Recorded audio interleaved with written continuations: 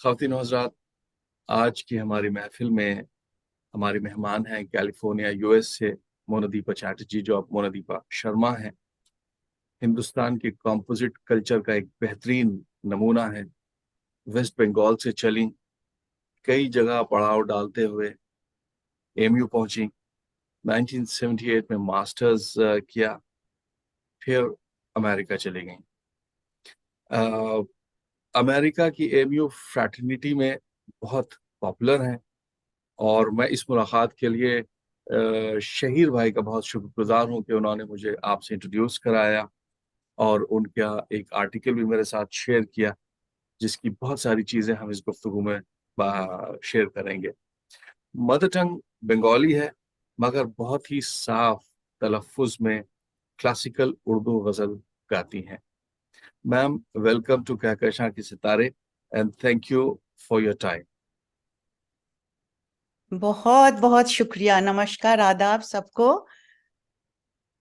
इस प्रोग्राम में मुझे दावत देने के लिए बहुत बहुत शुक्रिया, और मैं बहुत शुक्रगुजार हूँ कि शाहिर साहब ने मेरा नाम आपको रेफर किया। इस काबिल मैं नहीं हूँ, लेकिन बस नहीं, शुक्रिया। जब मैं आपसे बेचैनी से इंतजार कर रही हूँ। आपसे जब इस प्रोग्राम के सिलसिले में बात हुई और तमाम चीज़ें आपने अपनी माजी की शेयर करी, तो मुझे वो गाना याद आया किसी फिल्म का कि जिंदगी इत्तेफाक है, कल भी इत्तेफाक थी, आज भी इत्तेफाक है।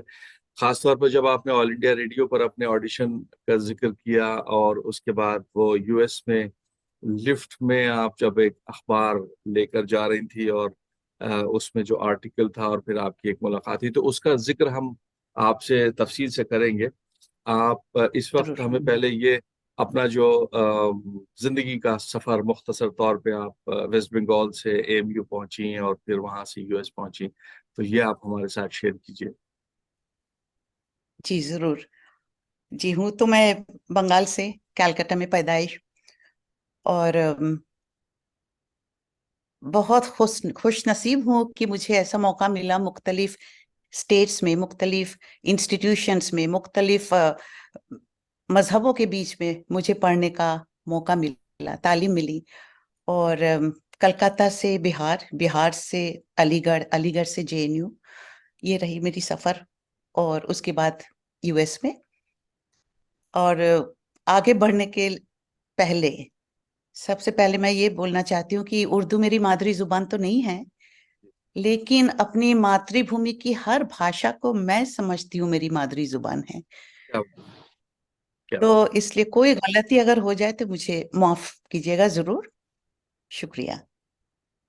अच्छा मैम, उर्दू से आपका तारुफ कैसे हुआ और आप फिर गजल से कैसे जुड़ी?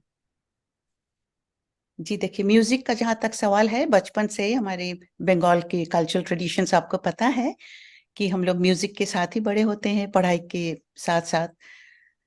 तो टैगोर, शरत चंद्र चैटर्जी और बाकी सब कल्चरल ट्रेडिशंस, लिटरेचर, सब साथ साथ चलते हैं।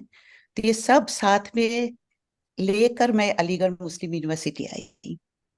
और उस वक्त मुझे हिंदी, उर्दू बहुत दूर की बात है, मैं हिंदी तक नहीं बोल सकती थी। तो अलीगढ़ जब पढ़ने आए, तालीम लेने से पहले मैंने ये सोचा कि जब तक ना जबान और तहजीब को मैं सीख लूं, मेरी तालीम मुकम्मल नहीं होगी। क्या बात। तो उर्दू गजल गाने का शौक था, लेकिन जिस वक्त गाना गाती थी उस वक्त कुछ मतलब नहीं समझते थे। गाने को अच्छा लगता था, बेगम अख्तर साहिबा को सुनते थे, तो बहुत स्वीट जबान, बहुत अच्छा लगता था, लेकिन बिना समझे गाते थे। और जब अलीगढ़ आने का मौका मिला, अलीगढ़ में उर्दू का माहौल और बहुत अच्छे अच्छे दोस्तों का मदद, मेरी अपनी कोशिश भी, तो मुझे थोड़ा बहुत उर्दू सीखने का मौका मिला। मैंने कोशिश की, लेकिन ऐसा है कि पढ़ना लिखना नहीं आता है, थोड़ा बहुत बोल लेते हैं। बहुत बहुत अच्छे। तो आप एमयू में आपने मास्टर्स किया सोशियोलॉजी से, जी गालिबा जी हाँ सोशियोलॉजी जी से वो करके फिर आप चली गई जेएनयू। तो जी हाँ। जेएनयू में आपका क्या रहा, क्या क्या पढ़ाई करी आपने वहां से?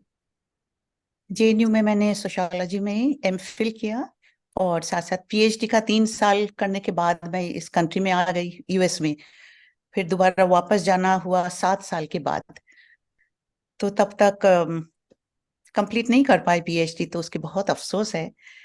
लेकिन इस कंट्री में आके जैसे बैंकिंग, फिर अकाउंटिंग, ये सब पढ़ाई लिखाई किया मैंने। और फिर काम करते रहे, मसरूफ रहे, जिंदगी चलती रही।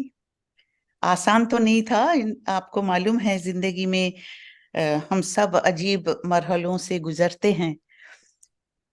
और गालिब साहब ने कहा था, बस के दुश्वार है हर काम का आसान होना। तो अच्छा लेकिन मैम, जी, जी जी जी, आप कह रही थी कुछ। एक जिगर साहब का भी कलाम मुझे याद आया, जहां वो कहते हैं कि दुश्वारी हयात को आसान बनाइए। तो कैसे आसान बनाए? सही तो बात है, खैर नहीं वो, यही सब। जी जी जी जी। यू जी गॉट जी। मैरिड इन द यूएस, तब आप no no no no no, I got married in Delhi, Constitution Club में, इन द ईयर 1984। तो my parents, my family members, they all came from Calcutta. Delhi में शादी हुई। My husband is from Delhi. तो फिर आप लोग दोनों यूएस माइग्रेट किए? जी हाँ, 85 अक्टूबर में आ गए थे। तो तकरीबन 38 इयर्स कंप्लीट हो गए। Long time. या long long time, long time. तो आप जब वहां पढ़ रही थी, एमयू में पढ़ रही थी या जेएनयू में जी। पढ़ रही थी, तो उस वक्त भी आप परफॉर्म करती थी? Were you a performer on stage? No, stage performances का मौका मुझे इस कंट्री में आने के बाद मिला। बचपन में कलकत्ता में करते थे, धनबाद में जब थे, बिहार में कॉलेज में, और दो चार जैसे माइनिंग इंस्टीट्यूट में, दो चार जगह पे। लेकिन दिल्ली में ऑल इंडिया रेडियो और टेलीविजन में प्रोग्राम किया, रेगुलर करते थे। लेकिन स्टेज परफॉर्मेंसेस नहीं। स्टेज परफॉर्मेंसेस तो अलीगढ़ में केनेडी हॉल में किया है हाँ कपल ऑफ टाइम्स। जी। तो वो भी यादगार। मैंने वो आपके आर्टिकल पढ़ा है, वो वाला जो था, तो उसमें आपने बताया है कि आपने एसएन हॉल में परफॉर्म किया, फिर कैनेडी हॉल में आपने परफॉर्म किया। तो मतलब हाउ डिड दिस हैपन? बस एसएन हॉल में मेरी दोस्त थी सबिया बानो, वो भी खूब गाती थी, उस गाने का शौक था।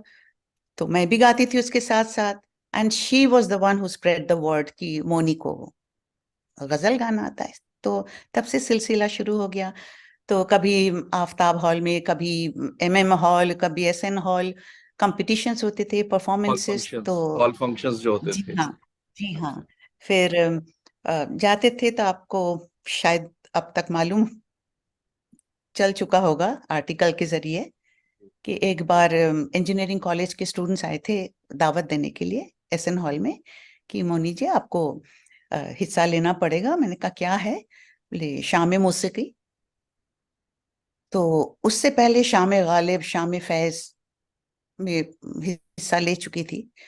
तो मैं परेशान रही कि क्या इनको जवाब दूं, इसलिए कि मुझे तो मौसीकी की कोई गजल नहीं आती। मुझे मालूम नहीं था कि मौसीकी मतलब म्यूजिक। म्यूजिक को मैंने सोचा कहते शाम हैं। गालिब, शाम फैज की तरह मौसीकी भी कोई होंगे। तो, इंटरेस्टिंग। तो फिर इन्होंने कहा कि कोई भी गजल चलेगा, म्यूजिकल इवनिंग है। जी। नहीं, वो आपका तो वो किस्सा भी बहुत मजेदार है, जो आप एडमिशन लेने के लिए रजिस्ट्रार ऑफिस पहुंची और उन्होंने, सलीम भाई ने आपसे कहा तशरीफ रखिए, आपने अपना बैग रख दिया वहां चेयर के ऊपर।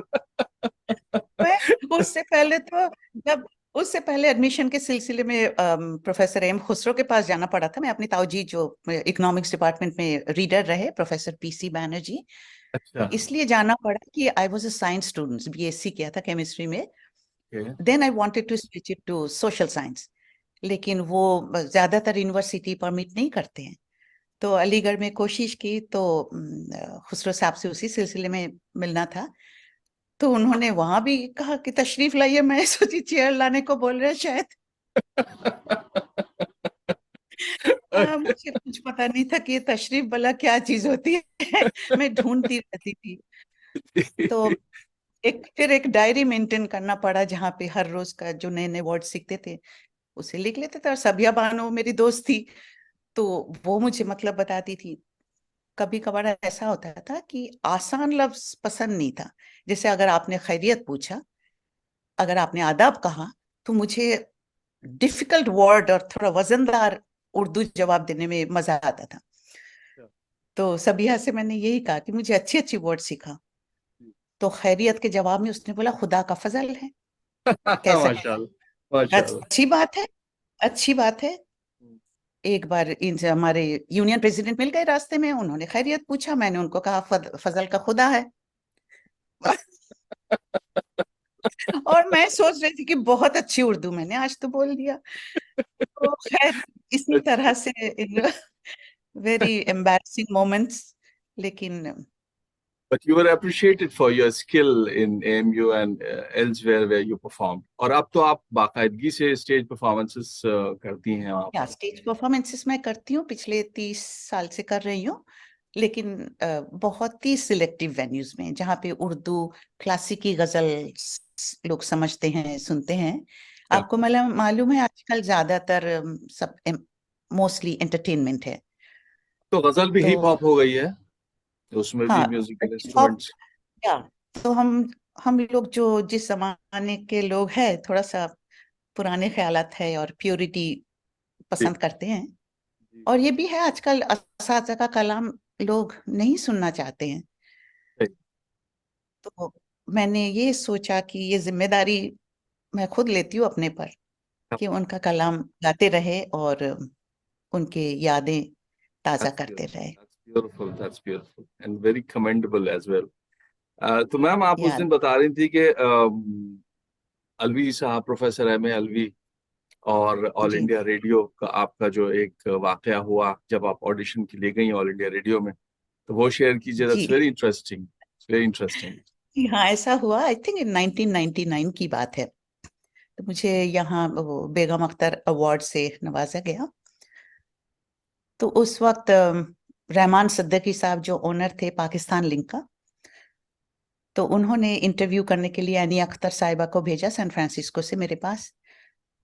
तो आफ्टर दैट, शायद 1-2 वीक के बाद। I'll stop you. Ma'am, I am talking about the first instance जब आप M A Alvi, professor M A Alvi जो कैनेडी हॉल हिस्ट्री के प्रोफेसर थे एमयू में, आपने जी जी। उन्होंने आपका वो भेजा था। आर यू साइटिंग द ओ, सेम? ओके ओके ओके, दोनों ही अलवी साहब थे, इसलिए मैं थोड़ा जी सा जी जी सॉरी अबाउट जी दैट। जी या एम ए अलवी साहब, उन्होंने बहुत एनकरेज किया मुझे। मैं जब जेएनयू जा रही थी, तो उन्होंने कहा, आप दिल्ली जा रहे हो तो you must apply to the All India Radio, audition उधर जरूर देना। तो जल्दबाजी में मैं सब भूल गई, मैं चली आई जेएनयू। फिर कुछ दिनों के बाद अलवी साहब का लेटर आया मेरे पास।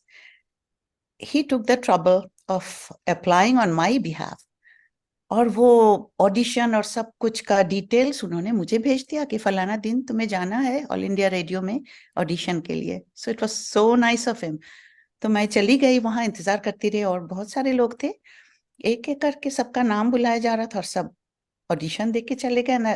बाद में देखा कि मैं अकेली बैठी हुई हूँ। तो एक साहिबा बाहर आई, बोले, आप कौन है?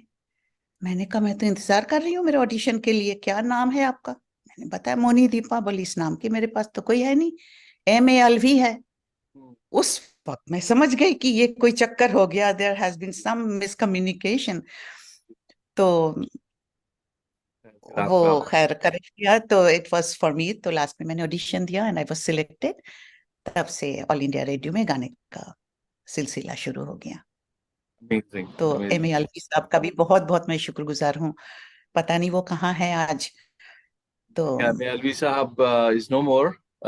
He was my mentor as oh, well. वो जब सॉरी टू हम हियर लोग that. Student, I was student और मैं जीसी का मेंबर था, तो उन्होंने मेरा एक रिकमेंडेशन लेटर एनएसडी को लिखा था। एनएसडी उस जमाने में सब एप्लीकेंट्स को इनवाइट नहीं करते थे उसके लिए, एडमिशन टेस्ट के लिए और इंटरव्यू के लिए। तो अ वेरी जी strong supporting letter had to go to them, then only they would send their prospectus. तो अलवी साहब और आपके दरमियान, हमारे और आपके दरमियान अलवी साहब का एक कॉमन लिंक है। देखिए क्या बात है, क्या बात है। अलवी साहब को नमन करती हूँ मैं, and I He will was he always was he was remain. an art lover. He was an art lover. Oh Truly. Yes, thoroughly thoroughly, yes. अच्छा, अब आप वो जो दूसरा आप वाकया सुना रही थी, दूसरे अलवी साहब, आप शिकागो में किसी जी लिफ्ट में आप वो मुला, न्यूयॉर्क में थे। अच्छा वो न्यूयॉर्क। लॉस एंजलिस के जैसा, या लॉस एंजलिस में पाकिस्तान लिंक न्यूज़पेपर के जो ओनर थे, रहमान सिद्दीकी साहब, उन्होंने मेरा इंटरव्यू किया और 1 पेज फुल पेज आर्टिकल छापा। तो my husband picked up couple of newspapers, लेके वो लॉस एंजलिस में गए। वो कोई मीटिंग में जा रहे थे तो लिफ्ट में थे। तो उस वक्त और एक बुजुर्ग उसी लिफ्ट में थे, तो इनके हाथ में उर्दू का न्यूज़पेपर देख के उन्होंने पूछा, क्या कुछ खास खबर है क्या? तो माय हस्बैंड से, मुझे तो उर्दू नहीं पढ़ना आता। बोले तो आपके हाथ में उर्दू का न्यूज़पेपर देखा। तब इन्होंने बताया कि मेरी वाइफ वो गाती है क्लासिकल गजल्स, तो उनके एक इंटरव्यू छापा। तो उनको बहुत, ही वॉज वेरी इंक्विजिटिव। तो उन्होंने वो न्यूज़पेपर पढ़ने के लिए मांगा इनसे। तो जब पूरा पढ़ा तो ही वॉज वेरी एक्साइटेड कि एक बंगाली और क्लासिकल उर्दू गजल और अलीगढ़ मुस्लिम यूनिवर्सिटी की। तो he pretty much decided on the spot कि we would like to invite her. And coincidentally he was in a league as well. He he was also Riaz Alvi साहब। Okay. ये और ये वो भी अलवी साहब, देखिए न्यूयॉर्क से, कितना, न्यूयॉर्क से। ये जो मैंने जिक्र किया था कि जिंदगी इत्तेफाक है, तो ये जिंदगी की कितना खूबसूरत इत्तेफाक रहा। ये और उसके बाद नो लुकिंग बैक, आप मुस्तकिल नो लुकिंग बैक। आप मुस्तकिल परफॉर्म करती आई हैं। एंड या सब। और ये है कि आज तक मैंने कभी भी फोन उठा के किसी को नहीं कॉल किया कि मैं आर्टिस्ट हूँ, मेरा प्रोग्राम कीजिए। Because I always believed in word of mouth. और जब यंग थे, मेरी मम्मी बोला करती थी कि never beat your own drums. अगर अच्छा काम करोगे तो लोग तुम्हें खुद बुलाएंगे। तो and I believed in that, and that's how आज जो भी जहां भी पहुंचे हैं, word of mouth of good friends. देखिए आप तक भी पहुंच गए हैं शहीद साहब के जरिए। जी जी जी, बिल्कुल सही बात वर्ड ऑफ है। माउथ। बिल्कुल सही बात। शुक्रिया। अच्छा मैम, आप एक कंप्लीट गजल सिंगर हैं, लेकिन एक देखिए, आपने अभी कहा ना कि नेवर बीट योर ड्रम्स, लेकिन आजकल का जमाना जो है वो तो मार्केटिंग का जमाना है। तो बहुत कम लोग आपकी स्कूल ऑफ थॉट को फॉलो करते हैं। थोड़ा सा भी करते हैं उसका शोर बहुत मचाते हैं। लेकिन अब जब आपसे गुफ्तगू के लिए मैं ढूंढ रहा था कहीं भी सोशल मीडिया के किसी प्लेटफॉर्म के ऊपर, हमें आपकी कोई रिकॉर्डिंग और ये सब यानी कोई भी चीज ऐसी नहीं मिली। तो ऐसा क्यों है? मतलब बाकी का जमाना जो है आपके इस फन से महरूम क्यों है? आप ये समझ लीजिए कि I am not cut out for this time. पुराने जमाने के हैं। नहीं, बात यह है कि अम, गजल जो है बहुत इंटरैक्टिव फॉर्म ऑफ म्यूजिक है। सामने बैठ के सुनते हैं ऑडियंस, तो उस वक्त जो एक रिश्ता बन जाते हैं सामने के साथ, बात करने का, म्यूजिक करने का, हंसने का, मजाक करने का, I always enjoy that moment. उसका रिक्रिएशन मुझे बिल्कुल पसंद नहीं है। और रिकॉर्डिंग में क्या होता, वो रिकॉर्डिंग हॉल रूम में चले जाए, बस 2-4 इंस्ट्रूमेंट्स लेके रिकॉर्डिंग, कभी शौक पैदा नहीं हुआ for some reason. But for that sorry for. I would very strongly request के आपके इस फन से जो है वो हम सबको भी महजूज होना चाहिए। और हमारे पास कुछ ना कुछ ऐसी चीज तो होनी। देखिए गजल तो अब आप ये देखिए कि गुलाम अली और मेहदी हसन जो हैं अपनी रिकॉर्डिंग्स के जरिए ही जिंदा है। अब तो वो उस दुनिया में नहीं जी है। जरूर, तो ओ या, और श्योर। उनका जो फन है वो जो लोग समझते हैं गजल को वो भी अप्रिशिएट करते हैं, जो नहीं समझते वो भी अप्रिशिएट करते हैं। तो आई वुड वेरी स्ट्रांगली रिक्वेस्ट कि आप जो है अपना यूट्यूब चैनल कम से कम बना करके और क्लासिकल उर्दू गजल को मासेस तक पहुंचाएं, इसलिए कि अब बहुत कम लोग हैं जो जैसा मैंने जी कहा कि बिल्कुल। गजल भी जो है उसमें इंस्ट्रूमेंट्स का इतना दखल हो गया है कि उसमें भी दुनिया भर की चीजें, ड्रम्स व्रम्स बजते हैं। पहले जमाने में खाली हारमोनियम तबला और मैक्सिमम वो जी सितार तानपुरे जरूर। पे गजल जो है वो हो जाया करती थी। तो मैम ये बताइए कि आप जैसे वो वाला मैंने इंटरेस्टिंग किस्सा था आपका कि सलीम भाई ने आपसे कहा कि तशरीफ रखिए और आपने बैग रख दिया वहां पे कुर्सी के ऊपर। आपके साथ बहुत सारे आपने उस आर्टिकल में मैंने पढ़ा कि बहुत मजे में, it was not a very pleasant experience, आपको वक्त लगा जी एडजस्ट होने में।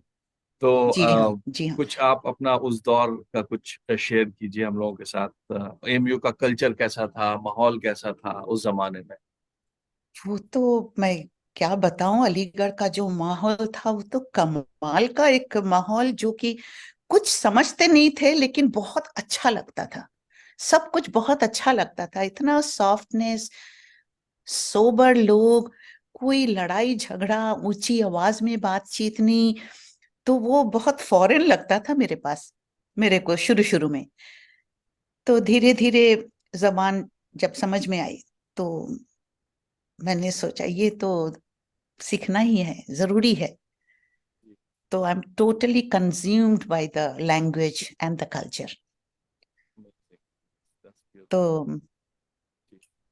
कोई और कोई गजल, जी आप कुछ कह रही थी जी, प्लीज। मैं क्या कह रही थी? आपने आप गजल। आप आगे बढ़िए। अच्छा, तो मैं आप यानी ये समझती हैं कि आपका जो एक पर्सनालिटी है उसमें एमयू का एक मेजर कंट्रीब्यूशन है। जी अब और आप जो वहाँ पे अमेरिका में एमयू फ्रेटर्निटी है, वहाँ के प्रोग्राम्स में यू आर इंडिस्पेंसिबल। आप ऑलमोस्ट बहुत ट्रैवल करती हैं न्यूयॉर्क और इधर उधर जितने भी फंक्शंस वगैरह होते हैं, तो वहाँ पर आप जी परफॉर्म करने के लिए जाती हैं। तो अब मैम हम आपसे ये रिक्वेस्ट करेंगे कि आप गजल हमें सुनाइए, इसलिए कि हमें जो है वो आपके इस फन से रूबरू होना है। चलिए, आपको जरूर सुनाऊंगी मैं। और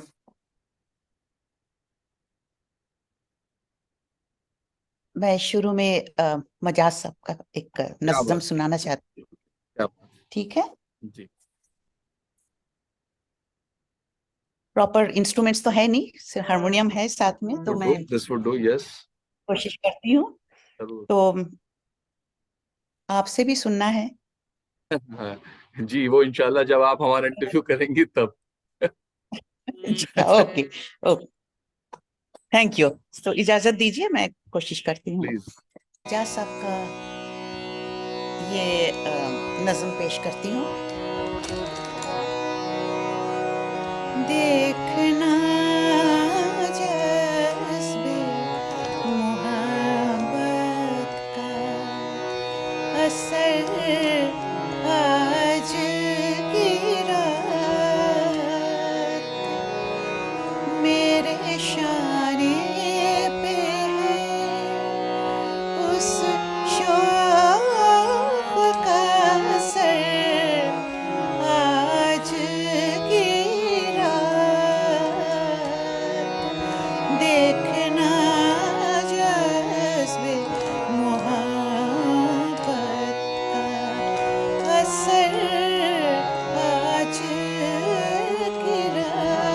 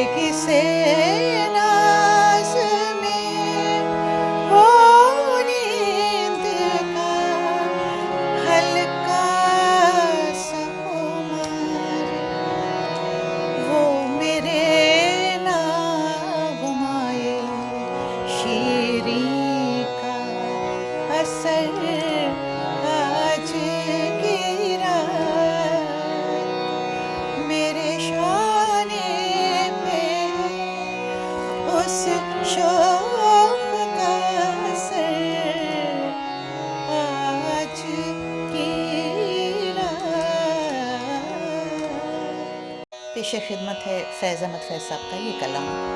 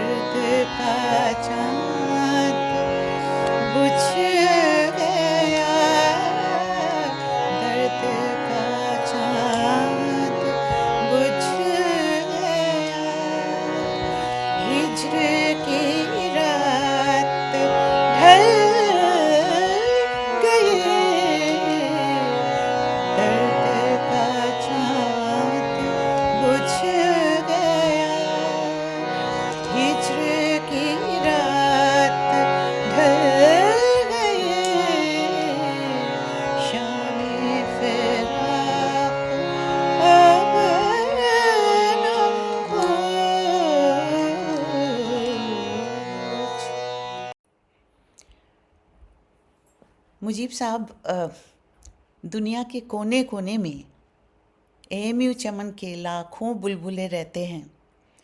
मुझे ऐसा लगता है कि हम सब एक रूहानी रिश्तों से एएमयू से जुड़े हुए हैं। ये अपनापन का एहसास शायद दुनिया की कोई और यूनिवर्सिटी पैदा कर सकती है। ज़िंदगी की बेहतरीन 2 साल एएमयू में गुजारे हैं। एएमयू मुझे एक बहुत खूबसूरत ज़िंदगी दी है, एक पहचान दी है, मुसीबतों से लड़ने की ताकत दी है, उर्दू ज़ुबान और तहज़ीब से तारुफ़ कराया। मुझे आज ये कहने में बहुत फ़ख्र महसूस होता है कि मैं अलीगढ़ मुस्लिम यूनिवर्सिटी की स्टूडेंट रही हूँ। चलिए, आप सबको बहुत बहुत शुक्रिया अदा करती हूँ। नमस्कार और आदाब। Ma'am, it was wonderful talking to you, और बहुत अच्छा लगा आपसे गुफ्तगू करके। And all the very best for all your future endeavours. और कभी इंशाल्लाह मौका मिलेगा तो आपको लाइव भी सुनेंगे। एंड तब तक के लिए साइन ऑफ करते हैं, और फिर इंशाल्लाह कहीं मुलाकात होगी आपसे। बहुत बहुत शुक्रिया, बहुत बहुत शुक्रिया। और फिर इंशाल्लाह मुलाकात होगी आपसे। Thank you. खुदा हाफिज।